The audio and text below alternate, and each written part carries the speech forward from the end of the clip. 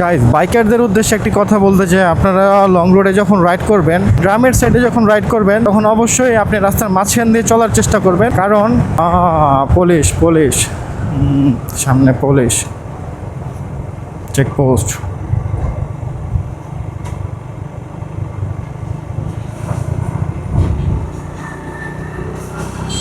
Checkpost আমাদের একটি bike আটকাই দিচ্ছে, আমরা মোটামুটি একটু স্লো যাই। তো যে কথাটা বলতে যাচ্ছিলাম, আপনারা বাইকার্সরা যারা হচ্ছে এরকম গ্রামের রোড দিয়ে চলাফেরা করবেন, তখন অবশ্যই চিন্তা করবেন যে এই যে আইল স্মার্টগুলোর বরাবর থাকতে, মানে আপনার লেনে আইল স্মার্টগুলোর বরাবর থাকতে, যেমন হচ্ছে আপনার এই যে এই পজিশনে থাকবেন। কেন? কারণ যে কোনো পাশ থেকে একটা গরু বা একটা কুকুর বা একটা মানুষ বা একটা বাচ্চা বা একটা অটো আসতে পারে। এই জন্য আপনাকে তাৎক্ষণিক সময় ইমার্জেন্সি সিচুয়েশনে আপনাকে যেন আপনি ব্রেক ধরতে না পারলেও যেন আপনি এই পাশের লেন ইউজ করে বা এই পাশের লেন ইউজ করে আপনি কাটায় যেন ওই অবজেক্টটা, সেটা মানুষ হোক যেটাই হোক, তাকে বাঁচাইতে পারেন বা নিজে বাঁচতে পারেন। ঠিক আছে?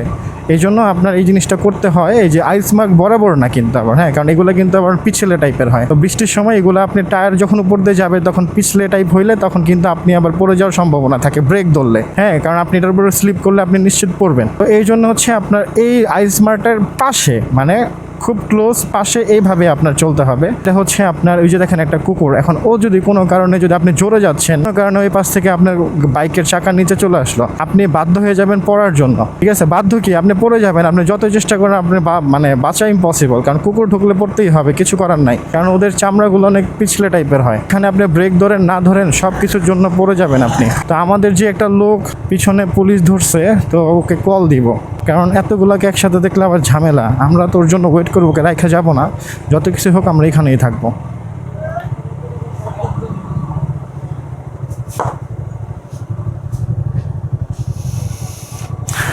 এই মারমারে কল দাও, মারমারে পুলিশ ধরছে।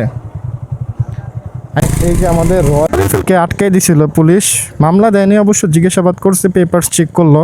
মেন প্রবলেম হয়েছিল ফগ লাইটের জন্য মামলা দিতে চাইছিল, বাট দেয় নাই, যেহেতু ঘুরতে আসছে।